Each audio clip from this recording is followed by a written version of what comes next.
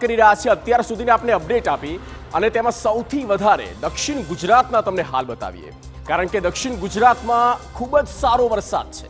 અનેક તાલુકામાં જ્યાં 3 ઇંચ વરસાદ પડી ગયો છે જેના કારણે નદીઓમાં પાણીની ભરપૂર આવક જોવા મળી।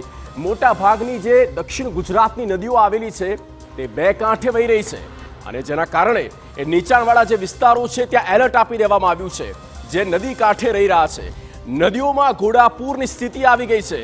अनेक रस्ता बंद कर देवामां आव्या અને રસ્તા બંધ થાય ત્યારે સ્વાભાવિક ત્યાંથી અવરજવર કરતા લોકો ત્યાંના સ્થાનિક લોકો તેમની મુશ્કેલી પણ વધી ગઈ છે।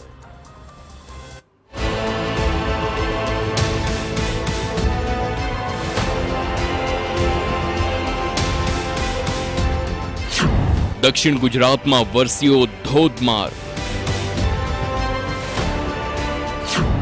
નદીઓમાં આવ્યા ઘોડાપૂર,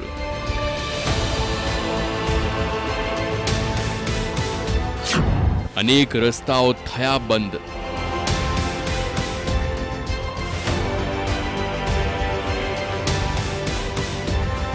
दक्षिण गुजरात में हाल धोधमार वरसादना कारणे नदीओना जलस्तरमां वधारो थयो छे। तापी डांग में भारे वरसादथी नदीओमां घोड़ापूरनी स्थिति जोवा मळी रही छे।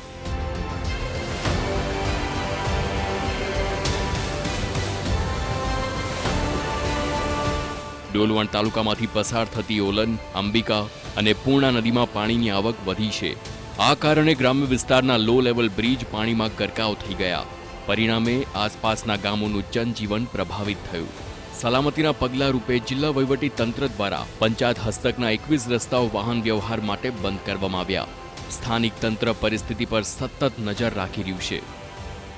तापी जिल्ला में पड़ी रहेलो वरसाद मुसीबतनो वरसाद साबित थई रह्यो तेवुं लागी रह्युं छे। तापी जिल्ला में मुसळधार वरसाद वरसवाने लईने डोलवण अने वालोड तालुको वधु प्रभावित थयो छे।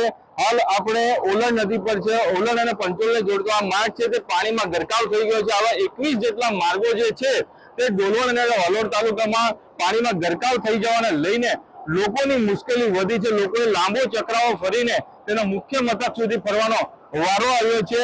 વધુ વરસાદને લઈને લોકોની મુશ્કેલી વધતા તંત્ર દ્વારા પણ 21 રસ્તાઓ બંધ કરવામાં આવે છે। સતર્કતાના ભાગે બંધ કરવામાં છે અને નદી કિનારાની આસપાસ ન જવા સૂચના આપવામાં આવી છે। ઓલન નદીમાં ઘોડાપૂર આવ્યા છે।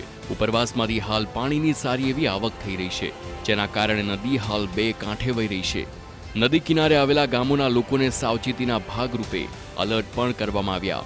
અનેક રસ્તાઓ બંધ થઈ જતા લોકોને ભારે મુશ્કેલી વેઠવાનો વારો આવ્યો। આ નદીની પેલી બાજુ ઉત્તર નદીના આશ્રમ શાળા છે એમના છોકરાઓને પણ તકલીફ પડે છે। અમારે આ નદીના આ બાજુના છોકરાઓ ખરા ને એમને પણ તકલીફ પડે છે સ્કૂલમાં જવા માટે।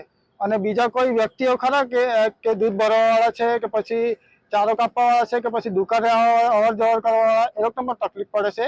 એ તકલીફ એટલી બધી પડે છે કે અઠવાડિયું કે 3-4 દિવસ એમ સતત પાણી પુલ ઉપરથી વહેજ કરે છે। એના માટે અમે અમારે એટલો પંચોલ ગામના કે કોઈ ડિમાન્ડ છે કે આ ઓવરબ્રિજ થોડોક મોટો થઈ જાય તો સારું। લોકોની સુરક્ષાને ધ્યાનમાં રાખી નદી કિનારે જવા પર પ્રતિબંધ મૂકવામાં આવ્યો છે। સ્થાનિક વહીવટી તંત્ર પરિસ્થિતિ પર સતત નજર રાખી રહ્યું છે। ગત મોડી રાતથી તાપી જિલ્લામાં અવિરત વરસાદ વરસી રહ્યો છે। મુસળધાર વરસાદ વરસવાને લઈને સૌથી વધુ પ્રભાવિત ડોલવણ તાલુકો થયો છે। હાલ આપણે ડોલવણની ઓલણ નદી પર છે। આપ ઓલણ નદીનું જે રૌદ્ર સ્વરૂપ છે તે જોઈ શકો છો। ઉપરવાસમાંથી ખૂબ મોટી માત્રામાં પાણી આવવાને લઈને તેમજ આ વિસ્તારમાં વધુ વરસાદ હોવાને કારણે ઓલણ નદીમાં ઘોડાપૂર જેવી પરિસ્થિતિ સર્જાઈ હોય તેવું લાગી રહ્યું છે। ઓલણ નદી સહિત જે અન્ય નદીઓમાં પણ મોટી માત્રામાં પાણી આવવાને લઈને આ નદીઓ પર આવેલા લો લેવલ બ્રિજો છે 21 જેટલા લો લેવલ બ્રિજો છે તેને સતર્કતાના ભાગરૂપે તંત્ર દ્વારા બંધ કરવામાં આવ્યા છે જેને લઈને ગ્રામજનોની મુશ્કેલી વધી છે। તો ડાંગ જિલ્લામાં પણ મુશળધાર વરસાદ જોવા મળી રહ્યો છે। ઉપરવાસમાં ભારે વરસાદથી ઘોડાપૂરની સ્થિતિ જોવા મળી રહી છે। વઘઈ તાલુકામાંથી પસાર થતી નદીમાં હાલ ઘોડાપૂર જેવા દ્રશ્યો પણ જોવા મળ્યા। ઝાવડા, ડુંગરડા, ભેંસ કાતરી, માછલી ખાતરમાં પાણી ભરાયા છે। અનેક જગ્યાએ નાળા ઉપર પાણી ફરી વળ્યા। જીવના જોખમે રસ્તો પસાર કરવા ગ્રામજનો મજબૂર બન્યા।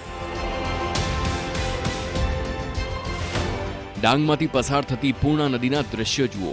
ઉપરવાસમાં ધોધમાર વરસાદના કારણે હાલ પૂર્ણા નદીની જળ સપાટીમાં વધારો થયો છે. ભારે પાણીની આવકના કારણે નદી બે કાંઠે વહી રહી છે. નદીના ધસમસતા પ્રવાહના કારણે લોકોની મુશ્કેલી પણ વધી ગઈ છે.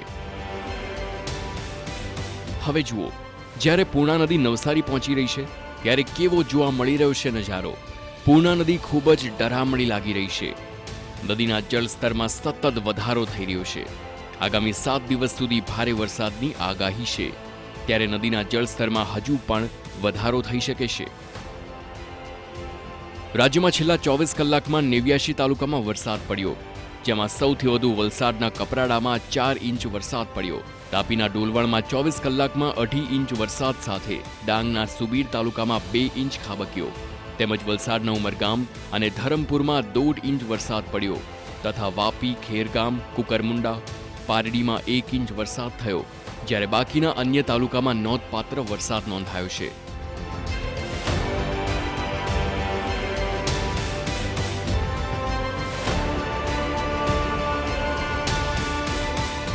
ગુજરાતમાં જૂન મહિનામાં એટલો વરસાદ પડ્યો કે છેલ્લા 10 વર્ષનો રેકોર્ડ બની ગયો. સત્તાવાર આંકડા પ્રમાણે 2015 પછી આ વખતના જૂન મહિનામાં સૌથી વધુ વરસાદ નોંધાયો. 30 જૂન સુધીમાં ગુજરાતમાં 288 મિલીમીટર કરતાં વધુ વરસાદ પડ્યો.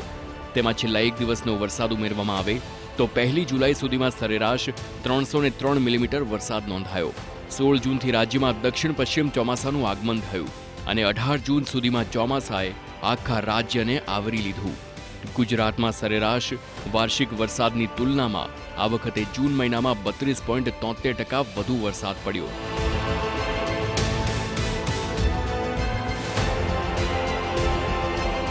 છેલ્લે જૂન 2023માં જૂન મહિનામાં ગુજરાતમાં 200.83 મિલીમીટર વરસાદ પડ્યો હતો અને હવે જુલાઈની શરૂઆત ધોધમાર થઈ છે.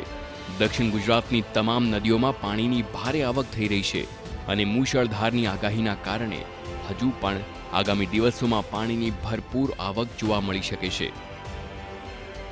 Bureau report, TV9.